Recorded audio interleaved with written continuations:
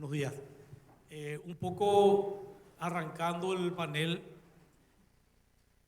quería compartir los temas que me llegaron de la primera parte del evento, donde en el Día del Economista, James Robinson nos enrostra en la cara que la respuesta no viene por el lado de la economía y nos dice es política, no economía. Nos dice también que los grandes avances en términos de reducción de pobreza que hemos logrado en los últimos años, del 2003 en adelante, no son suficientes. Reducir la pobreza a la mitad no es suficiente. El crecimiento que de repente nos enorgullece de casi 5% en los últimos años tampoco es suficiente. Y que si no hacemos algo, corremos el riesgo de caer en el populismo. Entonces, claramente nos desafía animarnos a dar los siguientes pasos que implican reformas, que implican un desafío enorme de un país con un Estado que sobrevive con una presión tributaria menor al 10%, y que a nivel mundial el mínimo que te dicen que necesitas de oxígeno es del 15%. Entonces, ¿cómo superamos esa diferencia y cómo fortalecemos nuestras instituciones? Me toca arrancar con el primer tema, que es el tema de regulación. Desde el Ministerio de Industria y Comercio estamos trabajando en lo que se refiere a mejora en las prácticas regulatorias, y quiero compartir con ustedes la experiencia de por qué trabajar mejora regulatoria. Yo, como soy profesor en la facultad, también me quiero parar y pasar un poco al atril. Me es más fácil. No sé si está habilitado el micrófono para poder mover mi mano. Entonces, un poco la justificación. ¿Por qué debemos trabajar buenas prácticas regulatorias? Porque en el tema puntual que me toca, comercio, facilitan al comercio. Si uno mira a nivel mundial, el crecimiento de los países en los últimos 50, 60 años creció 8,5%. El comercio creció 43, casi 50%. O sea, el crecimiento del comercio es mucho más dinámico que el crecimiento de los países, y los países que han pegado saltos importantes lo han hecho a través del comercio, la internacionalización, y es claro esa relación que podemos tener. Entonces, en primer lugar, tenemos que las buenas prácticas ayudan a mejorar el comercio, el clima económico y mejorar las condiciones de prosperidad. Ya los principios de buenas prácticas regulatorias, tenemos que encontrar la manera de ser eficientes, de solamente tener normativas necesarias, no llenarnos de normativas. Mientras estábamos sentados hoy, me llegaba ya un proyecto de ley relacionado al etanol para tener los mismos beneficios tributarios que otro proyecto de ley que se relacionaba a los biocombustibles. Todos implican sacrificios fiscales. Entonces, ¿cómo construimos nuestro marco legal, nuestro marco regulatorio? Lo hacemos en base a políticas de Estado pensadas desde el punto de vista económico y con un enfoque político, es política, no economía, o somos capturados por grupos de interés que consiguen meter sus intereses legítimos, sectoriales, pero que finalmente empiezan a generarnos normativas de difícil aplicación. Entonces, normas necesarias, que las regulaciones cumplan con los fines para los cuales fueron elaborados, que sean eficaces, eficientes, los costos y el proceso de elaboración que sea transparente. Ahora, son tres términos cuando queremos hablar de buenas prácticas regulatorias, y necesitamos simplificar, revisar, reducir las que no sirven. Estamos a veces en una maraña regulatoria, tenemos legislaciones que heredamos y que no nos sirven mucho o no nos sirven nada, o son un peso muerto que tenemos que desentramarlo. Y una herramienta que es la que quiero resaltar, que a mí me parece va a ser un buen aporte, es la herramienta que se denomina análisis de impacto regulatorio. Cuando hablamos de análisis de impacto regulatorio, vemos que es una herramienta de política pública que nos ayuda a ver la calidad de las propuestas regulatorias que ponemos a consideración y que lo hacemos con mucha rigurosidad en forma transparente, participativa y mirando desde un concepto económico cuáles son los costos atribuidos a esa regulación, quiénes los pagan, cuáles son los beneficios y que no solamente los beneficios obviamente deben ser superiores a los costos, sino que debemos encontrar el balance en cómo compensar a quienes tienen que absorber los mayores costos. Entonces, esta herramienta de análisis de impacto regulatorio nos permite legislar mejor. Un poco los antecedentes que tenemos, si hacemos un análisis institucional, vemos que hay una dispersión de las instituciones que tenemos capacidad regulatoria, con pocos recursos, con poco presupuesto, con poca capacitación, fragmentadas. Sí podemos decir que recibimos cooperaciones y asistencias técnicas que nos permiten mejorar la capacidad de nuestros funcionarios, de los técnicos y sobre todo el desafío de ir articulando entre nosotros. A nivel Mercosur hemos asumido compromisos de tener buenas prácticas regulatorias. Esta es una decisión del Mercosur, está próxima a ser internalizada por Paraguay, ha sido tomada a finales del 2018, después vino la pandemia, pero nos da una guía de cómo dentro de la región armonizar y tener una misma práctica de regulación con objetivos claros y que podamos hacerlo utilizando herramientas como análisis de impacto regulatorio. También participamos en el subgrupo de trabajo número 3, donde vemos qué reglamentos técnicos tenemos que armonizar dentro del Mercosur y cómo trabajamos la conformidad. A nivel mundial, las prohibiciones al comercio evolucionaron en una primera etapa en aranceles y después los aranceles, que son impuestos a las exportaciones o a las importaciones, fueron transformándose en barreras al comercio, las normas técnicas. Entonces, a nivel regional se busca igualarlas, armonizarlas para que podamos tener nosotros, para evitar esas malas prácticas regulatorias de que eso nos sirvan de bloqueo. También en la Cumbre de las Américas, el año pasado, en Estados Unidos se ha firmado una declaración de buenas prácticas regulatorias como país. Recibimos cooperación de Alemania para un piloto de eficiencia energética que se ha implementado para un sector en particular, que es el de los artefactos. Algunos artefactos electrodomésticos, los que más consumen energía, se eligió 5 y se buscó tratar de explicar y ver cómo esa normativa de eficiencia energética se traducía a una mejor información a los consumidores. Está relacionado también con el buen uso de nuestra energía.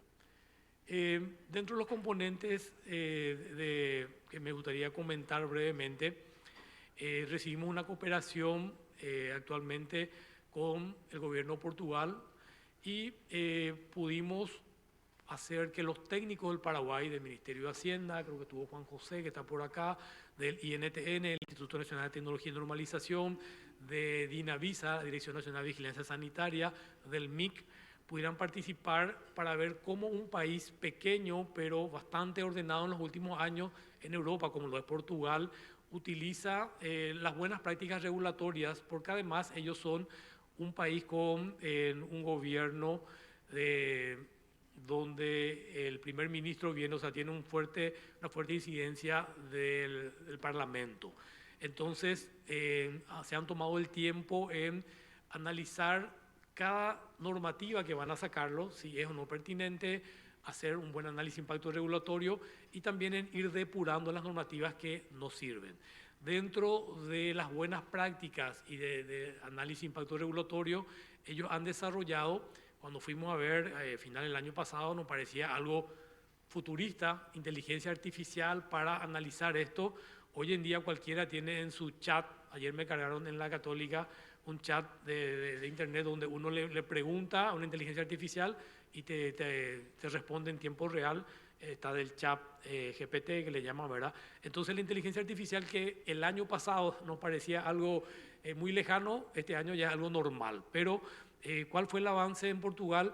Ellos desarrollaron una herramienta de inteligencia artificial que hay que cargarla y que nos permite, cuando uno quiere legislar sobre algo o hacer una normativa sobre algo, empieza a dar los costos por sectores, por tipo de empresas, los beneficios. Entonces hace como un escáner y una radiografía y da un resultado del impacto que puede tener esa normativa. Entonces ellos han aceptado ampliar la cooperación, nos han donado ese software. Se hizo un convenio con la Universidad Nacional de Asunción y en este momento se está cargando ese software para que pueda estar a disposición de los hacedores de política el día de mañana, y que cualquier intención o analizar una normativa podamos hacerlo utilizando esta herramienta de inteligencia artificial. Y sobre esto quiero comentar un caso ya práctico para cerrar, con otra cooperación canadiense que hemos gestionado y obtenido. En los últimos tiempos conseguimos ver un proyecto de mejora regulatoria para dos componentes. Uno es casco de motocicleta y otro era para, no me acuerdo bien ahora, pero el que trabajamos más fue el de casco de motocicleta. Decidimos hacer un proyecto piloto. Usamos la herramienta análisis impacto regulatorio, que cuando eso teníamos un modelo no todavía con inteligencia artificial, pero utilizamos para poder analizar cómo impactaba una normativa más rigurosa de los cascos, y estas son las conclusiones que hemos llegado. Se hizo un grupo de trabajo interinstitucional. En todos estos temas, uno de los grandes problemas que se tiene es que cualquier decisión económica o de normativa está fragmentada en el ámbito de intervención o de pertinencia de varias instituciones. Entonces, a veces hay que romper esos compartimentos estancos y animarnos a trabajar juntos. En este caso, trabajamos con la Agencia Nacional de Seguridad Vial, con el INTN, una serie de reuniones, más de 33 reuniones técnicas, más las reuniones políticas. También se incorporó al gremio de automotriz, al Touring Club, y con esta amplia participación se aplicó la metodología, definición del problema, el objetivo de la intervención, qué opciones teníamos desde no hacer nada hasta aplicar una normativa más rigurosa para los cascos. Estos son un poco los resultados que obtuvimos. Los siniestros viales es uno de los problemas más importantes que tenemos hoy en día de salud pública, y en Paraguay en particular y en el mundo en general. La cantidad de personas por año que sufren esto representan una cantidad importante y un peso importante en la economía de los países. Dentro de los siniestros en Paraguay, ya aterrizando en particular, identificamos que la mayor parte correspondía, nos decía luego la intuición, pero ya las estadísticas nos muestran, ¿verdad?, que se refiere a los siniestros de motociclistas. Esto vino aumentando con el tiempo. Estos son datos reales en el tiempo. Los fallecidos, las personas que han fallecido, después tenemos la gente que no falleció pero con serios problemas de salud, y por desglose mucha gente joven que queda con problemas en el tiempo. Voy acelerando porque me queda un poco más de un minuto nomás ya de tiempo. De la cantidad de personas atendidas por lesiones viales, un porcentaje importante, casi 3/4, corresponden a motociclistas.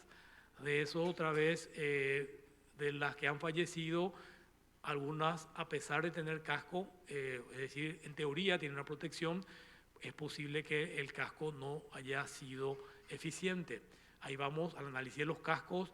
La cantidad de cascos, el 38% de los cascos no pasaron los ensayos a bajo impacto, es decir, no eran adecuados, y también un 20% de los impactos laterales. Este es el árbol de problemas. En el centro está la mala calidad de los cascos utilizados por los motociclistas, que fue lo que identificamos y que sobre eso están las consecuencias en la salud pública, en las personas, y fuimos hacia atrás para ver las causas. Finalmente, el objetivo de la intervención es que proponemos y las opciones, desde no hacer nada hasta nuestra opción de asegurar la calidad de los cascos que hay en el mercado, a través de un paquete de medidas que incluían reglamentos técnicos, requisitos de calidad, campaña de educación vial, y terminábamos ya con cascos con un adhesivo que en este momento se está trabajando.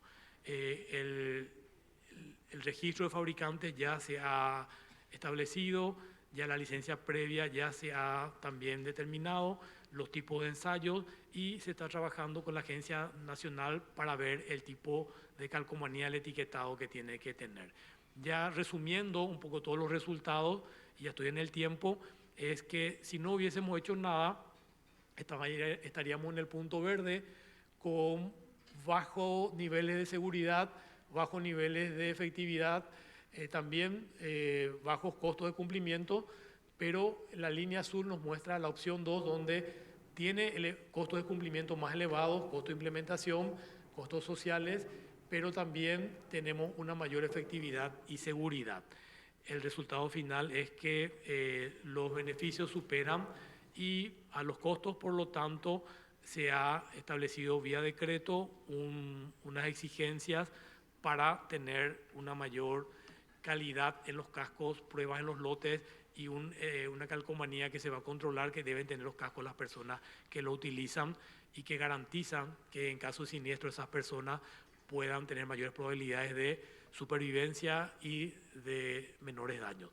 Un poco las lecciones aprendidas, esta es mi última transparencia ya, es que el análisis de impacto regulatorio como una herramienta requiere tiempo, dedicación, capacitación, requiere un apoyo político. Ahí vamos a lo que decíamos al empezar, es política, a veces no solamente economía. Desde la economía nosotros fomentamos y proponemos las políticas, pero no debemos quedarnos solo en eso.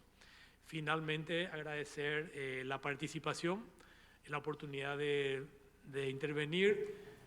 Comentarles, entre las transparencias que no proyectamos, era una que mostraba al Ministerio de Industria y Comercio como una institución que puede ser parte de la solución en lo que sería una mejora en la capacidad reguladora del país. Nosotros claramente citamos ejemplos de instituciones exitosas. Tenemos el Banco Central con más de 70 años de experiencia, con una clara independencia y con objetivos importantes en lo que es el control de la política monetaria y sobre todo su meta de inflación. El Banco Central es una institución que nos garantiza una inflación estable e independencia. El Ministerio de Hacienda es una institución que fue creciendo, nos garantiza un manejo equilibrado de las finanzas públicas, una regla fiscal que estamos retomando, como también nos decía el Ministro de Hacienda de Chile. Son instituciones consolidadas. Creemos que el Ministerio de Industria y Comercio debe ser la institución que puede ser fortalecida, representa el 0.5% del presupuesto, de un presupuesto ya de por sí bajo, y puede tener una mayor capacidad regulatoria de promoción y de impacto en la economía. Entonces, muchas gracias por su atención, felicitaciones a los economistas en su día, al Ministro de Hacienda, a su equipo, a la Corporación Andina de Fomento por la oportunidad, y creo que con este evento estamos consolidando lo que en el Día de Economista, lo que a futuro va a ser un foro de discusión de políticas públicas y de unir la economía a la política para el desarrollo de nuestros países. Buenos días. Gracias, Pedro. Gracias. Muchas gracias.